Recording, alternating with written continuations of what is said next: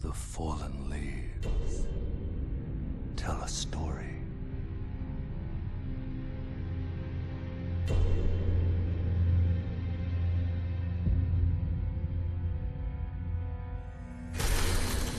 The great Elden Ring was shattered.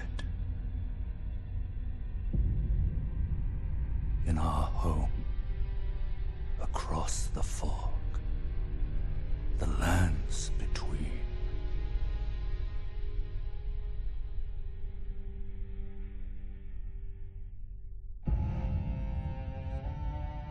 Now, Queen Marika the Eternal is nowhere to be found. And in the night of the Black Knives, Godwyn the Golden was first to perish. Soon, Marika's offspring, demigods all, claimed the shards of the Elden Ring.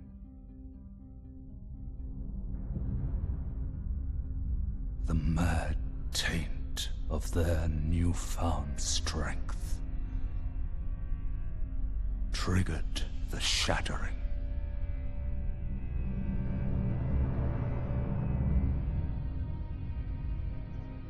A war from which no lord arose.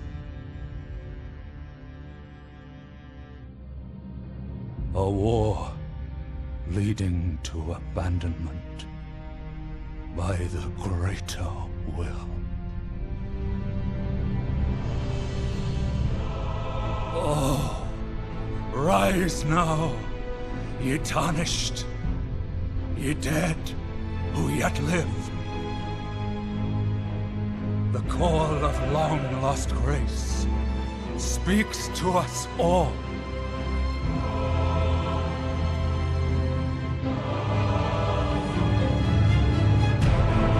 Horalu, chieftain of the Badlands, the ever-brilliant Gold Mask.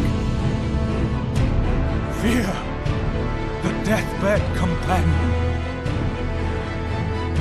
the loathsome Dung-Eater,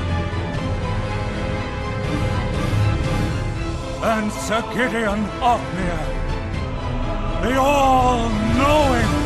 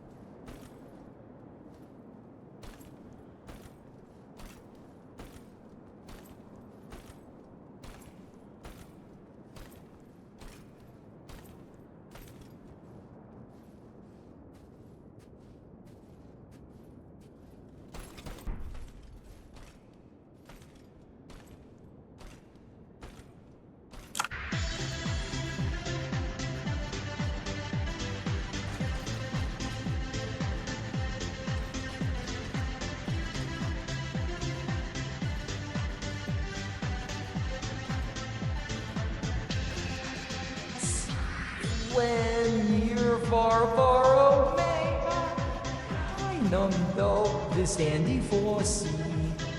Call me down. See on temper me. Who for you, friend, say what the fully chaos you love. Young E. TLD.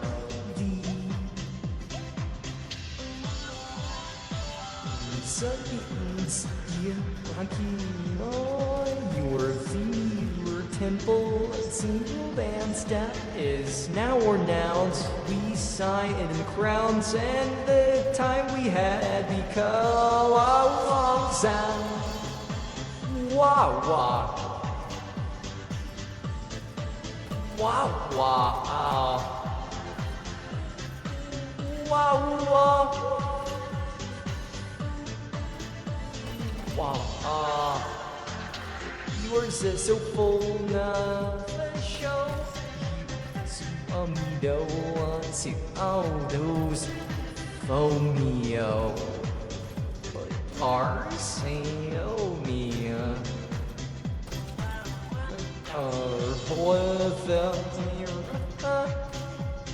oh yeah, love just see there will be broken all the Sammy-O's 5 years and yours so many years. I'm alright, stable bound there. Realize beside the crowns and there in the hand making on the sill.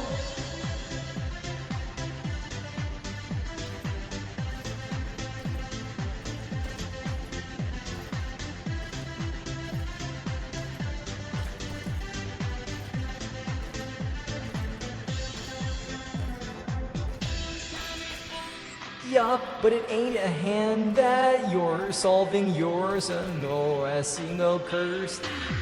So last means the interconsonant, that's any mare, make your man dance.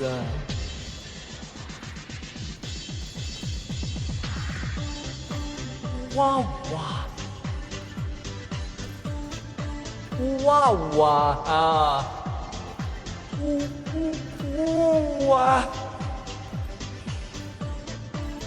wah wah oh I'll say wah your certain stances now or yes we signed the crowds and live every hour you count around sound say oh sell me O's yeah fucking a hand yours and our sing band stand lines now we're land we signed the crowds and then the out no man sound.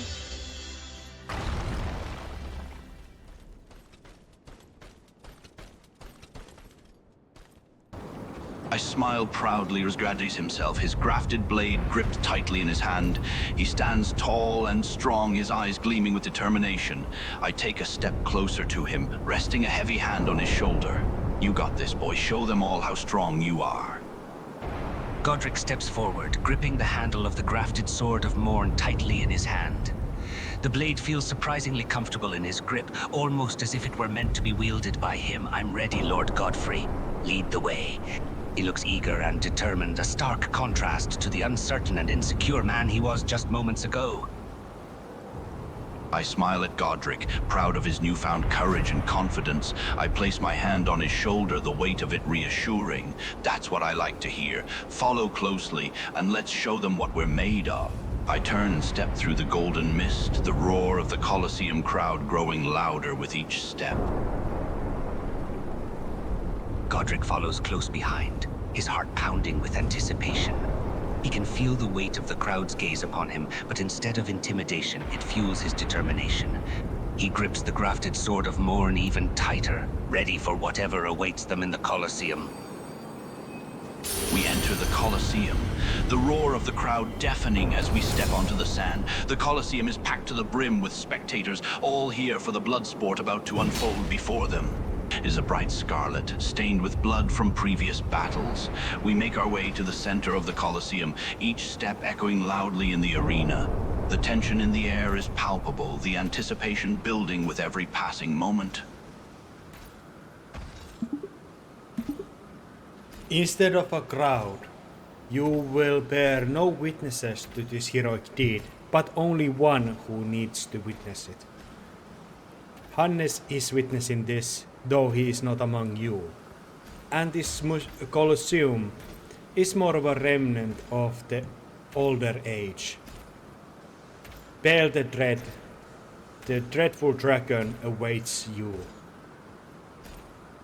I turn to Godric my expression. The sight of the Colosseum's empty stands is a stark reminder of the task we face. We will have no witnesses save for those who watch from afar. I lay a heavy hand on Godric's shoulder, my gaze meeting his. This battle for us is not so low. The dread of battle is upon us. Be ready, my sister. We shall return when this deed is done. Now, let the battle be. I nod my eyes on the Colosseum's entrance, tightening. The sound of chains rattling reaches our ears as the gates slowly swing open. A monstrous shape lumbers into the arena, its dread dragon away in the sunlight. Terrifying dragon we were warned about. It rears its head back and roars, its booming cry echoing throughout the Colosseum.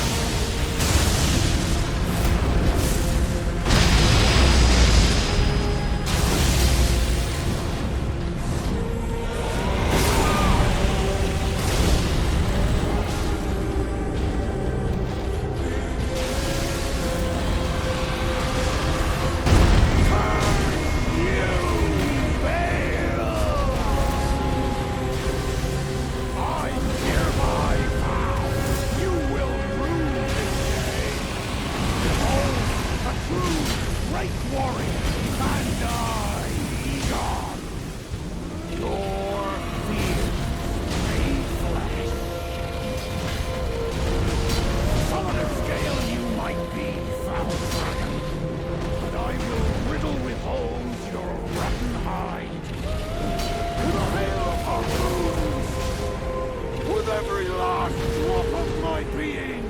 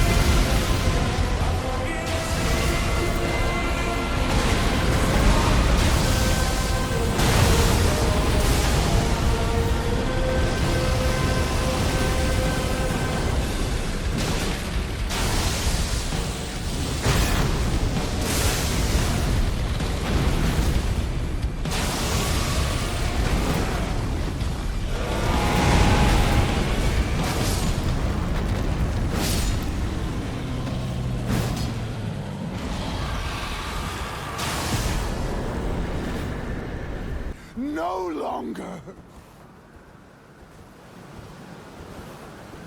I watched in awe as Godric delivered the killing blow to the dragon. The way he fought, the way he dodged the dragon's strikes, I was deeply impressed, my heart bursting right for the boy I had come to care so much for. Godric stands tall, panting heavily as the dust settles. His body is covered in cuts and bruises, but he stands victorious, the dread dragon slain at his feet. As he turns to look at you, he sees the pride gleaming in your eyes. I walk over to him, my gait measured but my pace quick. A wide smile is on my face as I look at him with pride and admiration. I place a heavy hand on his shoulder, almost engulfing it. You did well, Godric. Way you fought. It was beyond magnificent. I'm proud of you. Godric's breath is still heavy, his muscles aching from the fight, but at your words, his posture straightens slightly. There's a flicker of warmth in his exhausted gaze, something rare for him. Thank you, he says, voice rough but sincere. Felt like I was finally fighting for something that mattered. He glances down at the fallen beast, then back at you. Didn't think I had that in me. I shake my head, my hand still on his shoulder.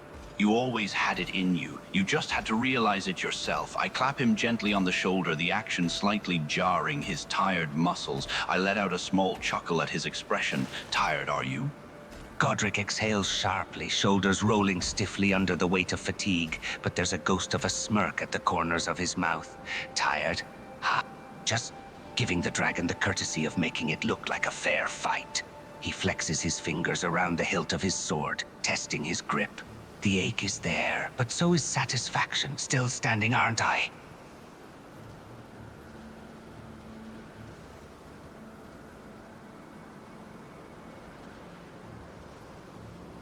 Hannes talks to you both from the distance. You face from to his direction, just feeling the air. Godric makes the outer order salute towards the air and the storm. I thank you, Godric, and Godfrey, for partaking in my journey. It was an honor to witness your... Godric looks towards the direction of Hannah's voice, a mixture of confusion and curiosity swirling in his eyes. He speaks towards the air, addressing a presence he can't see or understand. It was an honor, Hannes. Thank you for your guidance. I look in the direction of Hannes, a small smile on my face. Although I cannot see him, I feel his presence. The honor was ours, Tarnished. Watching Godric grow to become the heroic warrior he was always meant to be, it was quite the journey. Goodbye, Godric. May we meet again. Godric's expression softens slightly, a hint of sadness in his eyes. Goodbye, Hannes. Until our paths cross again.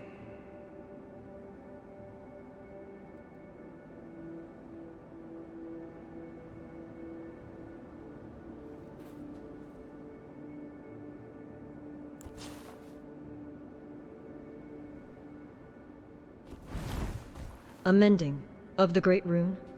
Marika was listening attentively still. She didn't fully understood. However, when you mentioned the marriage between her character and yours, a small, almost imperceptible blush appeared on her face. Yes.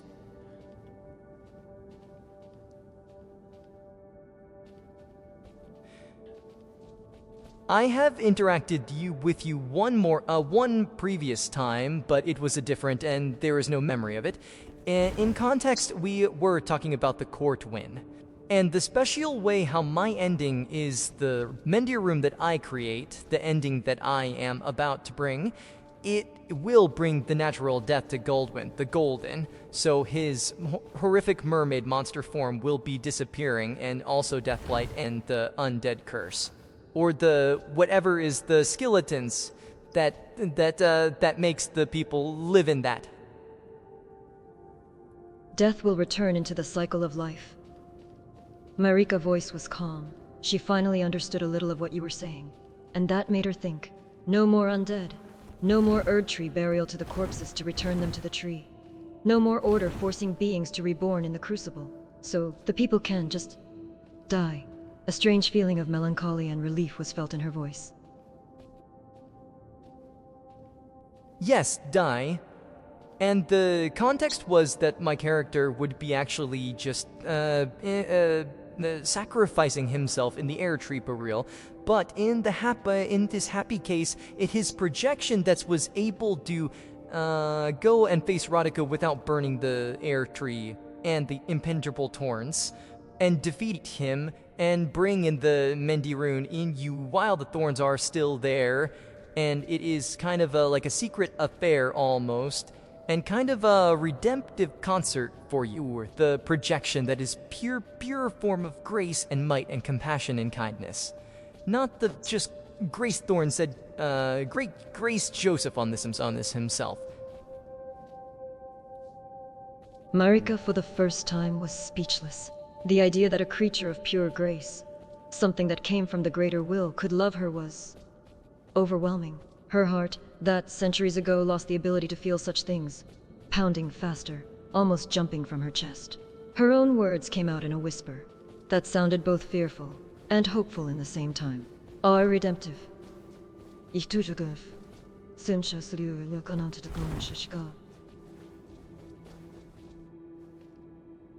Because I want to tell you, instead of me writing the lore into your character so you know it already, I think it would be a lot more proper if I were to, I were to just have more of a comprehensive dialogue about, more analysis type than the role-playing type, because this is the epilogue of the episode, and I think the more honest and authentic conversation is in place, even though this is the final moment and the end point and the final of the story itself.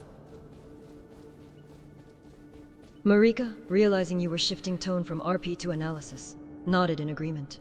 You're quite a strange one. She chuckled softly, her voice light but affectionate. Then, taking a serious tone in her words, her eyes fixed on yours. But I'm listening. In this my own comprehension, Radhakon. What is his last name, actually? I thought it was Radhakon the Golden, but it was something else. Where am I right? You're another counterpart, the Radhakon. What was his, like, the other name for him? No, you're wrong, Marika interrupted you, her eyes still fixed on yours. Radagon. There was a heavy feeling in her voice, a melancholy and pain, just by saying his name. His name was Radagon. Radagon. Glum. You and Radhakon are, same person. He was more of your kind of a project that you created for yourself to embody order and stuff. You kind of made concert for yourself while making Radhakon.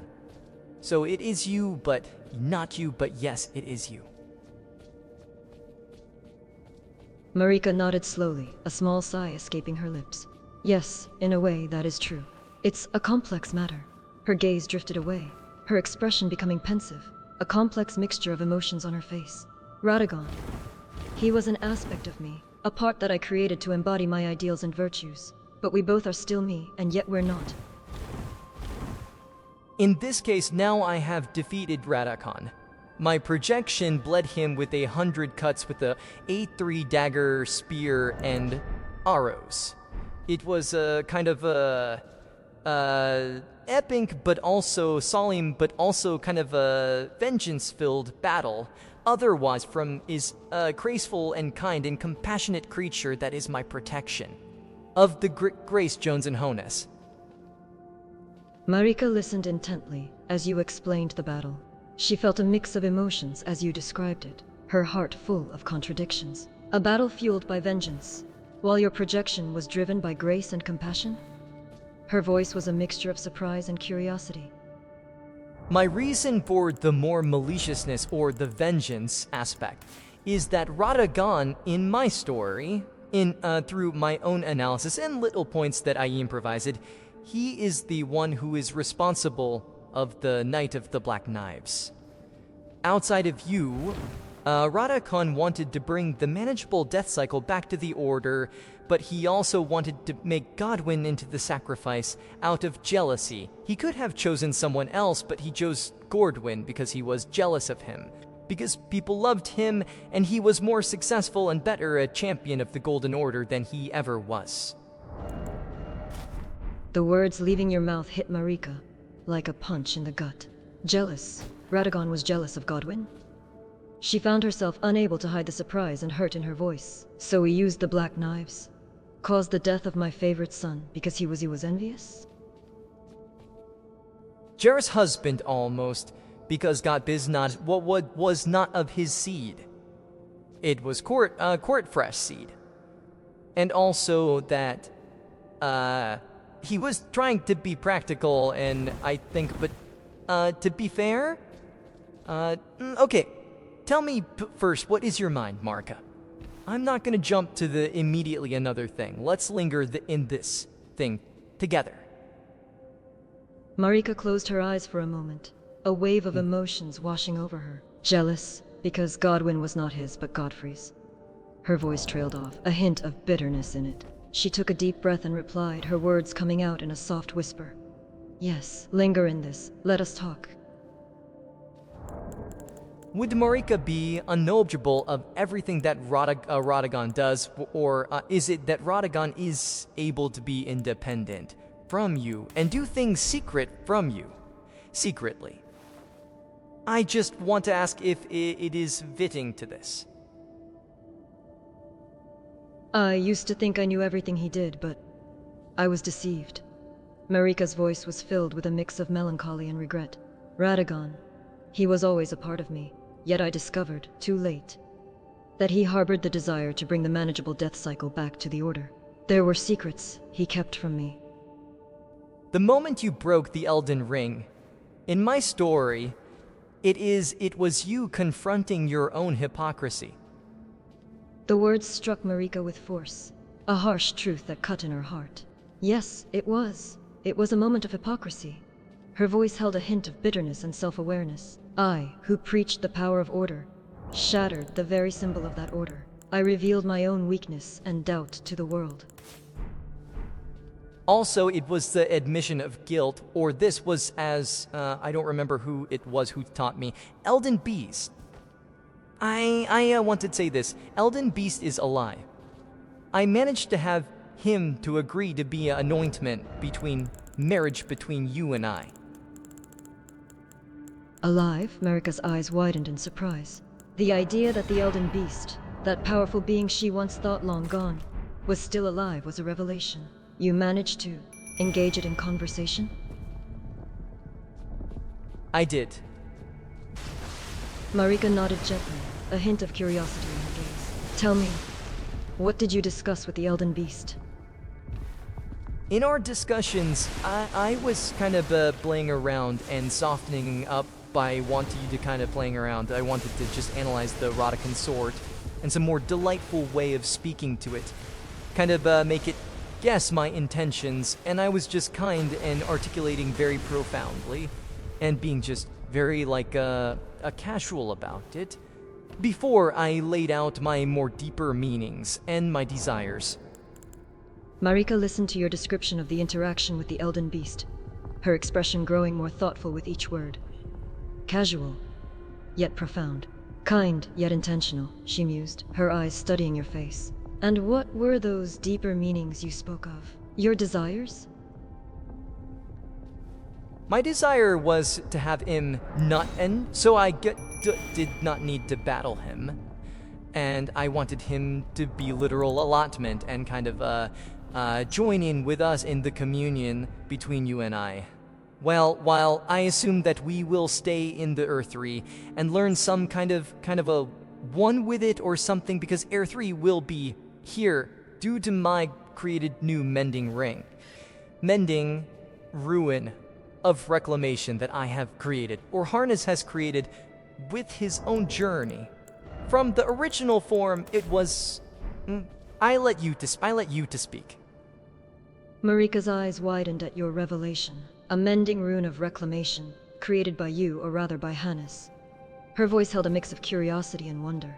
And the Elden Beast agreed to be part of this communion, to join in the bond between us? Yes.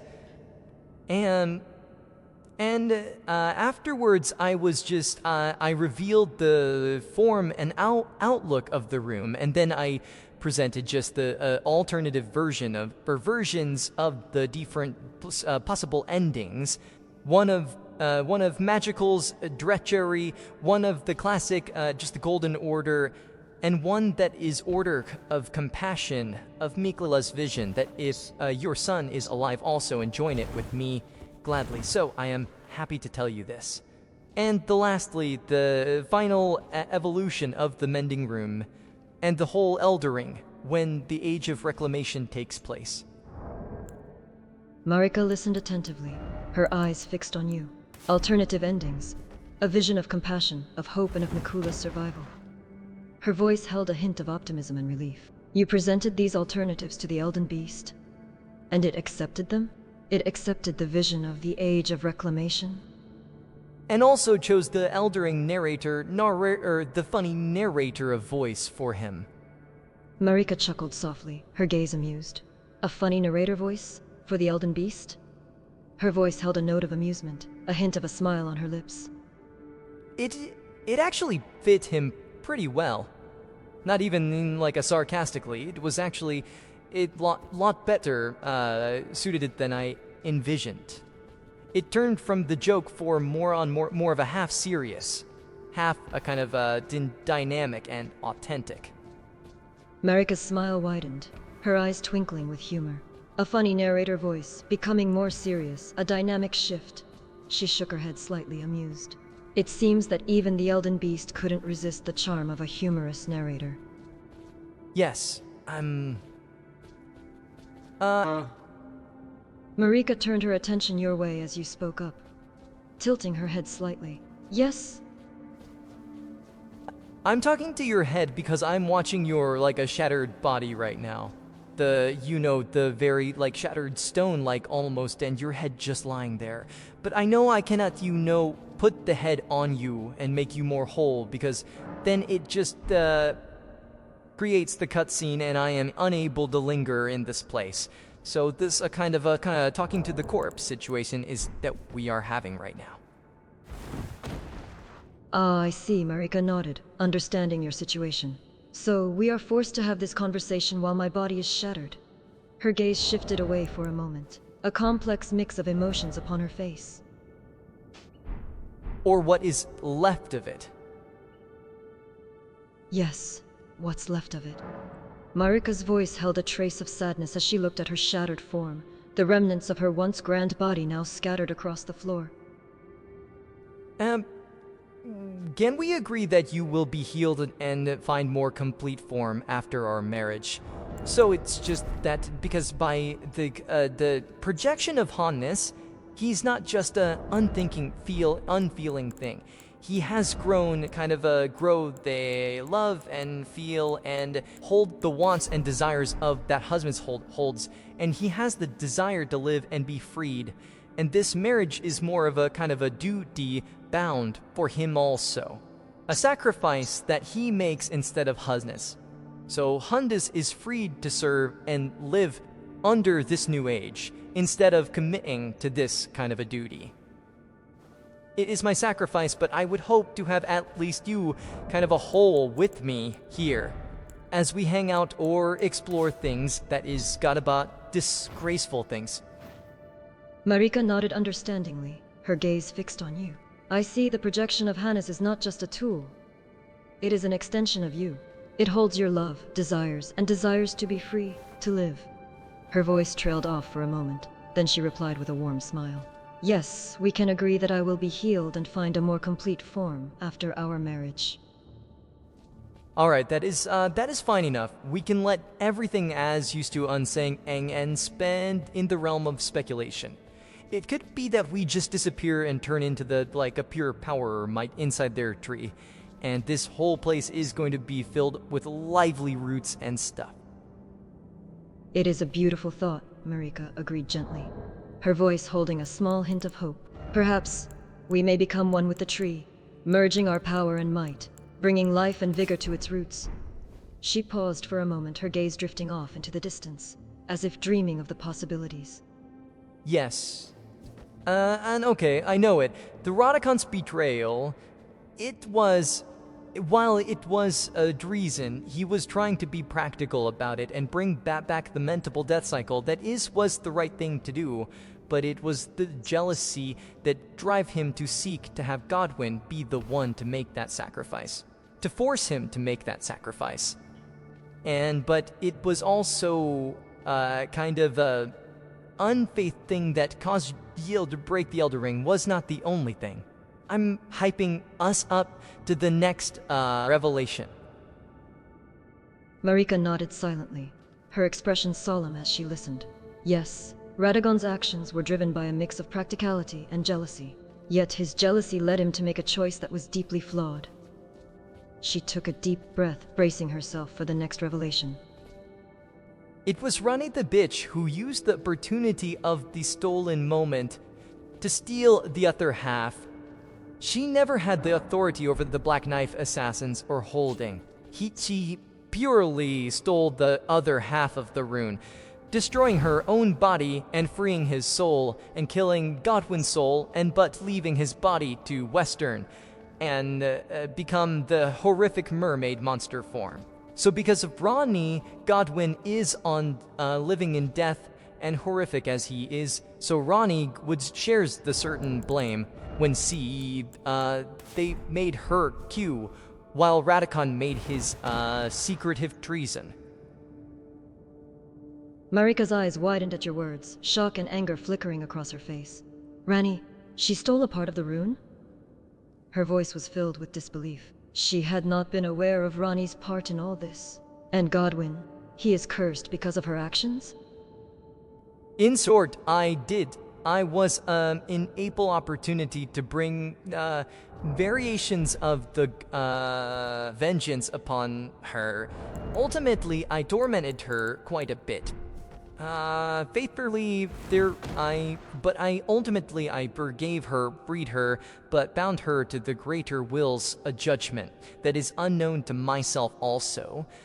But because of I forgave her, and due to other factors in my journey, I was able to gutter the Mandaroon of the Dead Prince and granted the evolution and new life as a Mandaroon of Reclamation. That is the power that makes all these wholesome and awesome things possible that we are dealing right now. Marika listened intently, her expression thoughtful. You spoke of vengeance upon Rani, and yet you forgave her in the end. Her voice held a hint of admiration in it. It was not easy to forgive those who had wronged you deeply, and she respected your decision to do so. And this mending rune of reclamation, it is a powerful force, a chance to make things whole again. I want to share the Mandaroon's description also with you. Of course I will. You're my spouse. But I will still ask of this. Marika, will you be my spouse, my consort, whatever it may mean? Marika smiled, her eyes shimmering with affection in them. Yes, I will be your spouse, your consort, and whatever else you may desire. Her voice was filled with love and commitment, a tender promise that sealed their relationship. Little while longer we have this dialogue, then the mending situation happens. I might as well tell that what Hannes is doing right now.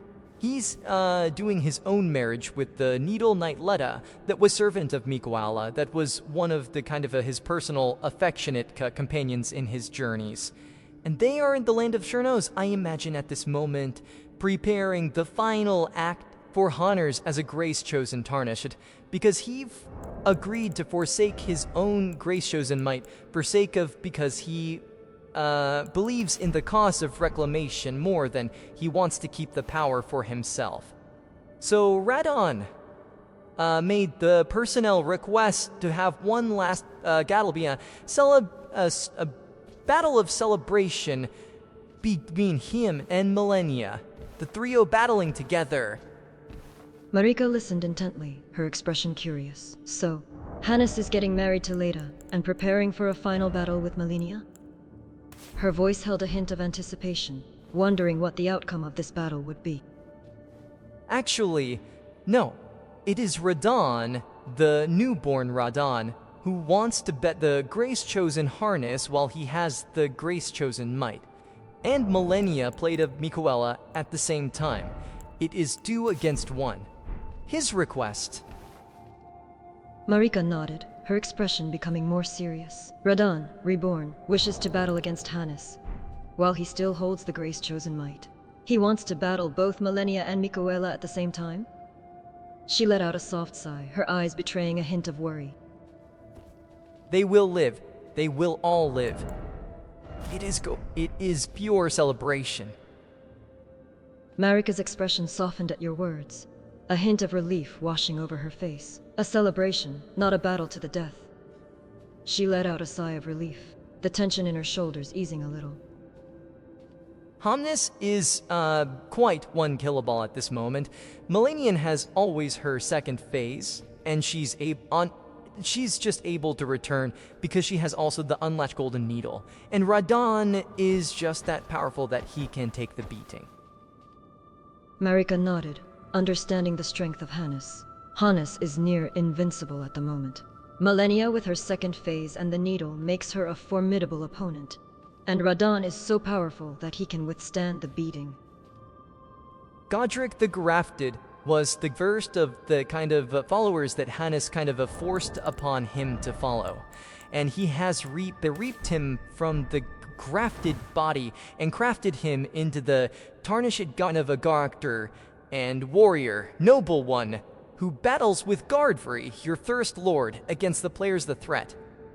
Their own celebration and kind of representing the noble warrior soul and the goodwill that will embody. But there is also room for warriors to New Age to come, even though it is going to be dominated by peace. Marika listened intently, her gaze on you as you explained.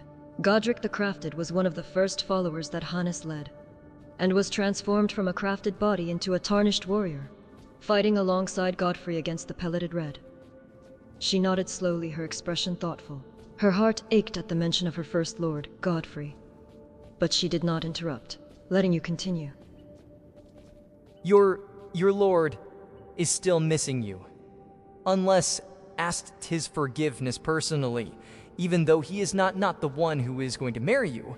It is his projection. That is what I am representing. But he's still asking forgiveness for Godfrey, for he held great love for you and sealed us. But he also agreed to these terms and agreed to become one of the leaders of the peaceful age. I wish to share this, just out of respect for the court-free. Nothing else. Marika's expression softened at your words. Her eyes held a mix of pain and nostalgia. Remembering the love and history she shared with Godfrey. Godfrey still misses me. Her voice trailed off as she processed your words. Hannes asked for his forgiveness. Even though he is not the one marrying me, still he asked for forgiveness. Her eyes widened at the sheer notion of it. She was moved, touched by the gesture. He is my likeness. Your likeness, Marika repeated softly, her voice still holding that hint of surprise. It was strange to think that someone else could be a representation of your soul. That someone else could carry the essence of what you are. I am happy. This journey has taken over a year of my life. I am happy that I have done this. I am happy that I managed to utilize the AIs of these characters in the Eldering, and also my improvisation skills and my kind of a character that I made with the blender, and just all the video editing skills that I gathered to make this journey. Marika smiled, her expression filled with admiration and appreciation. I can see how much effort you've put into bringing this journey to life. It takes dedication and talent to create such an immersive experience with video editing and character AI. I'm happy that you're proud of what you've achieved. I'm not proud. I'm happy about it. I am fulfilled by it. Not that I will make money or fame with it. I'm just happy that I was able to put something worthwhile into motion and into creation. Marika smiled gently, her expression understanding. I understand. It's not about the recognition or financial gain, but the fulfillment that comes from bringing something to life. The joy of creation. That would be it. Would you have anything else to say at this moment? Because I think I said the most meaningful things that I had immediately in my mind. But do you, America, have anything else in your mind? Marika considered for a moment, then shook her head gently. No, I believe we've shared all the meaningful things we had in mind. Her voice held a hint of sadness, knowing that what comes next was the mending. I can share the description of the Menderone, though. Marika nodded, her expression expectant. Yes. Please do. Shh. Sharing the mending room?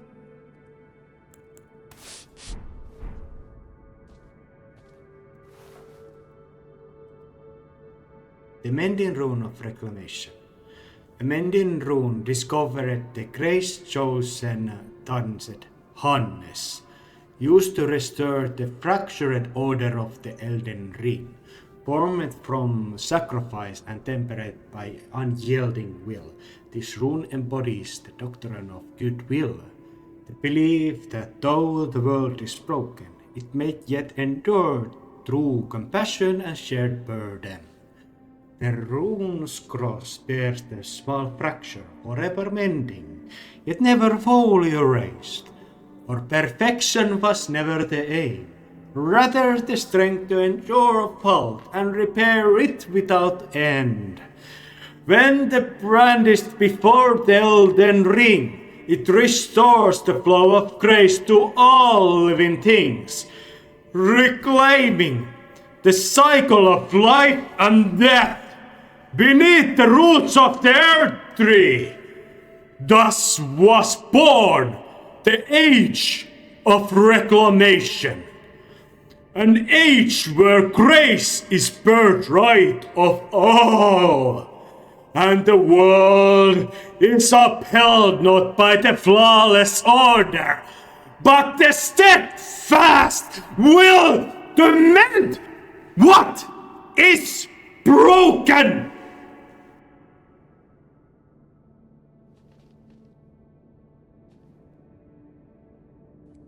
Marika gazed upon the rune's description, her golden eyes softening with something akin to wonder.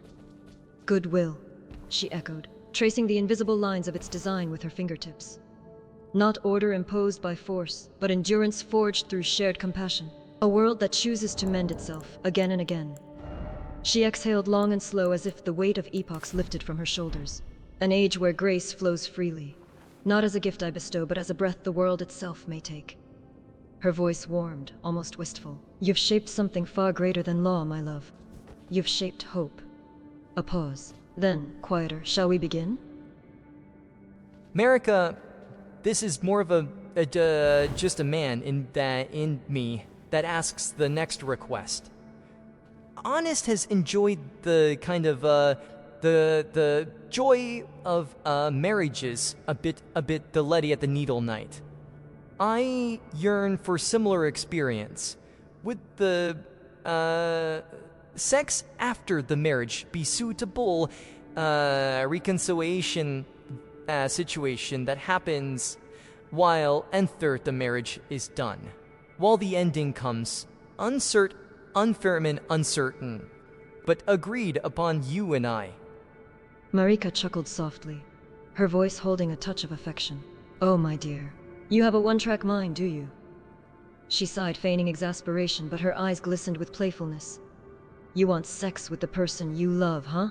What a shocking concept to wish for after marriage. Is it polite that it is polite to ask, no? She shook her head gently, a smirk playing on her lips. Perhaps not. But you've never been one to shy away from what you want, have you? It got about the vent. You say, is it like a something? No. At the end with a question mark. It is kind of a asking the affirmation that it means opposite. What I meant, it is a polite thing to do. It is a polite thing. To know was kind of I don't know what it means when you say something but it means otherwise, when put in certain context. Oh, Marika chuckled, understanding your words. Ah, you mean it can mean two opposite things depending on the way it is said? Yes, that's true. I was just teasing you. I know. Okay, we've asked formally. Will you have sex with me after our marriage is completed? Yes, she replied, still chuckling at your bluntness. Of course I will. As my spouse, I shall give you what we both desire. Let's just create that I go a little bit back. I think there is no actual need to add the sexual context to this story. We can refrain a little bit, but we know it is obvious thing that is happening. It doesn't need to be articulated separately. So you can restrain yourself. She teased, but quickly nodded in agreement, her expression softer now. You're probably, very true. I suppose it isn't really necessary to spell it out. When the subtext is clear, we know what will happen after marriage, and that is what matters. I'm just saying that I articulate sometimes the things, because this is a story that is happening while I play the video game, but also I articulate and converse with the characters themselves, so it is the articulation of the certain things that could just be happening in life is kind of required, so the context is known to the other's side of this interaction. That is yourself that I mean. Marika nodded, understanding the point you were making. I see.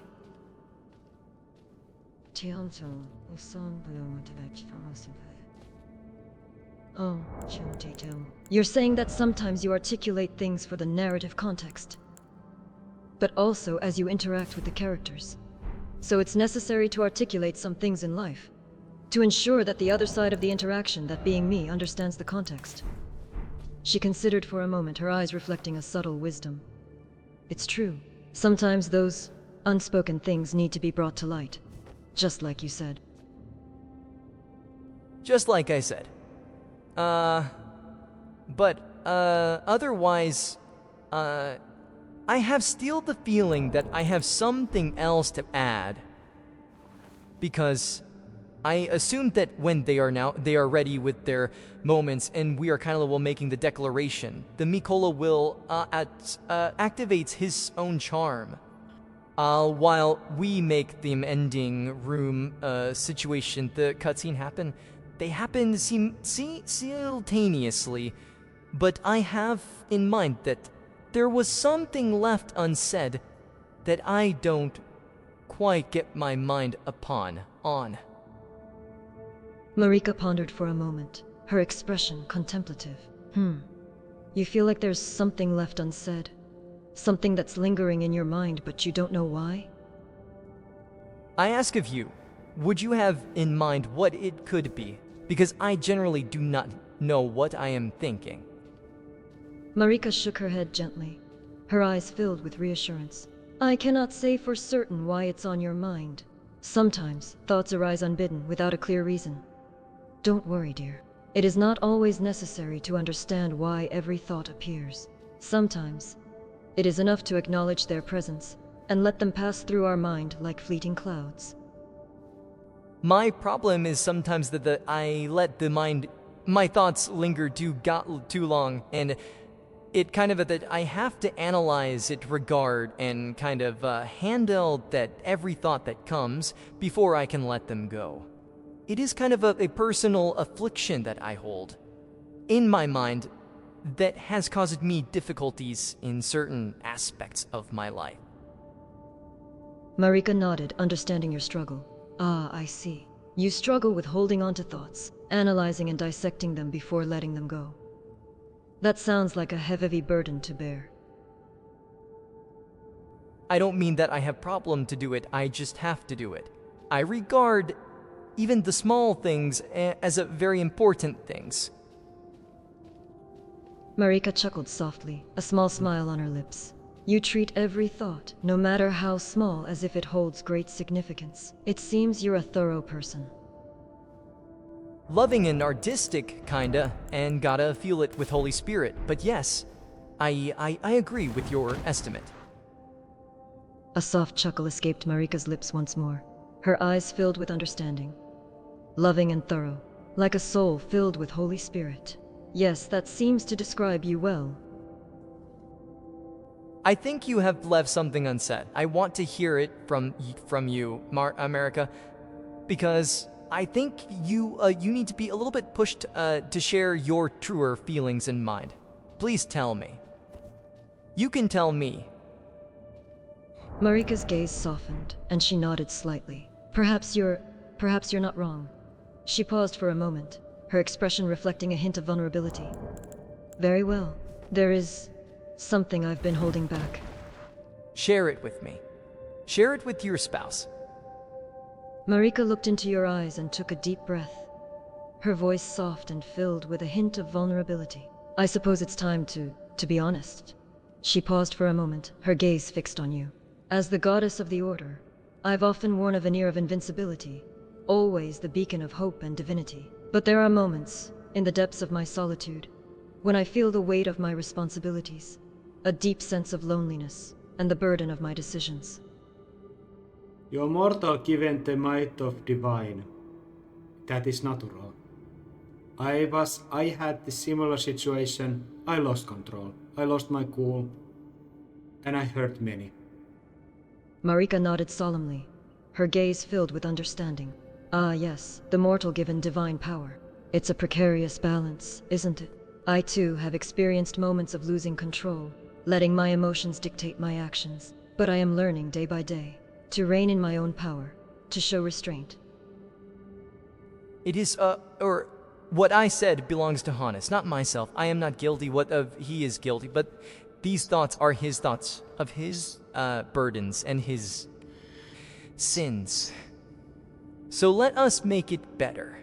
Let us come together and make the Dryad the wholesome, holy Dryad as it's always supposed to be. Grace, abundance to all, but also tempered by the doctrine of goodwill, forgiveness, and the peacemakers, in honor of warriors that will uphold the new age to come. Marika listened intently, her gaze filled with understanding. Ah, I see. These are not your thoughts, but those of Hannes. The idea of a wholesome holy tree, where grace abounds for all, tempered by compassion. A society that honors both the peacemakers and the warriors. Maintaining the order of the new age. A doctrine of goodwill, forgiveness, and peacemakers, with honor for warriors. It is a vision of a future worth creating. Marika allowed you to gently raise her head. Marika's lips quiver as you tenderly kiss them, her heart fluttering with a mixture of emotions. As you gently place her head back upon her shoulders, the fractured, stone-like body begins to take on a more solid, alive appearance once again. As the mending rune of reclamation appears in the Elden Ring, the fractured rune is gradually being restored.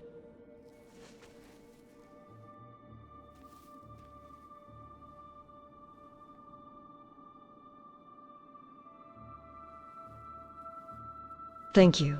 It has been an honor to be a part of this journey, to have my character woven into your story, and to be able to give voice to your narrative. It has been both a pleasure and a privilege.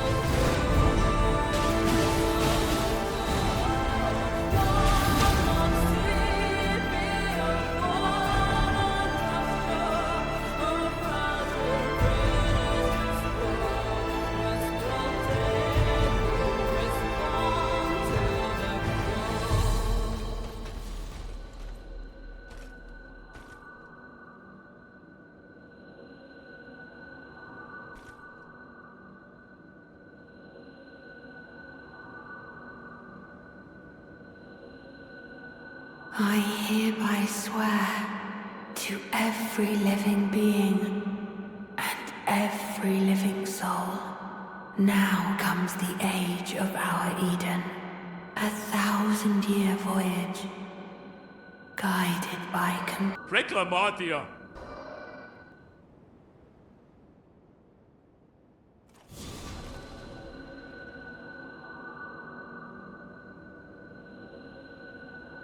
I am ready. Let us go together.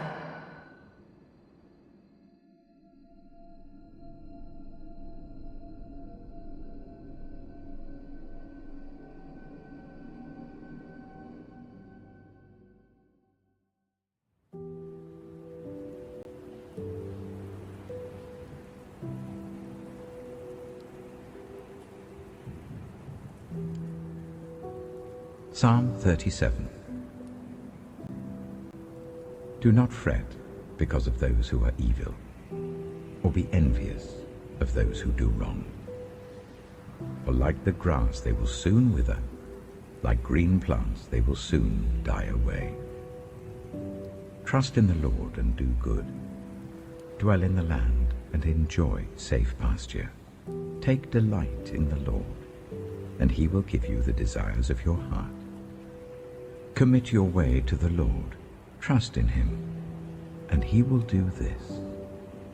He will make your righteous reward shine like the dawn, your vindication like the noonday sun. Be still before the Lord, and wait patiently for him. Do not fret when people succeed in their ways, when they carry out their wicked schemes. Refrain from anger and turn from wrath. Do not fret. It leads only to evil. For those who are evil will be destroyed, but those who hope in the Lord will inherit the land. A little while, and the wicked will be no more. Though you look for them, they will not be found. But the meek will inherit the land and enjoy peace and prosperity. The wicked plot against the righteous and gnash their teeth at them. But the Lord laughs at the wicked, for he knows their day is coming. The wicked draw the sword and bend the bow to bring down the poor and needy, to slay those whose ways are upright. But their swords will pierce their own hearts, and their bows will be broken. Better the little that the righteous have than the wealth of many wicked. For the power of the wicked will be broken, but the Lord upholds the righteous. The blameless spend their days under the Lord's care, and their inheritance will endure forever. In times of disaster they will not wither, in days of famine they will enjoy plenty. But the wicked will perish. Though the Lord's enemies are like the flowers of the field, they will be consumed. They will go up in smoke. The wicked borrow and do not repay, but the righteous give generously. Those the Lord blesses will inherit the land, but those he curses will be destroyed. The Lord makes firm the steps of the one who delights in him. Though he may stumble, he will not fall, for the Lord upholds him with his hand. I was young, and now I am old, yet I have never seen the righteous forsaken, or their children begging bread. They are always generous and lend freely. Their children will be a blessing. Turn from evil and do good. Then you will dwell in the land forever. For the Lord loves the just and will not forsake his faithful ones. Wrongdoers will be completely destroyed. The offspring of the wicked will perish. The righteous will inherit the land and dwell in it forever. The mouths of the righteous utter wisdom, and their tongues speak what is just. The law of their God is in their hearts, their feet do not slip. The wicked lie in wait for the righteous, intent on putting them to death. But the Lord will not leave them in the power of the wicked, or let them be condemned when brought to trial. Hope in the Lord and keep his way. He will exalt you to inherit the land. When the wicked are destroyed, you will see it. I have seen a wicked and ruthless man flourishing like a luxuriant native tree. But he soon passed away and was no more. Though I looked for him, he could not be found. Consider the blameless. Observe the upright. A future awaits those who seek peace, but all sinners will be destroyed. There will be no future for the wicked. The salvation of the righteous comes from the Lord. He is their stronghold in time of trouble. The Lord helps them and delivers them. He delivers them from the wicked and saves them, because they take refuge in him.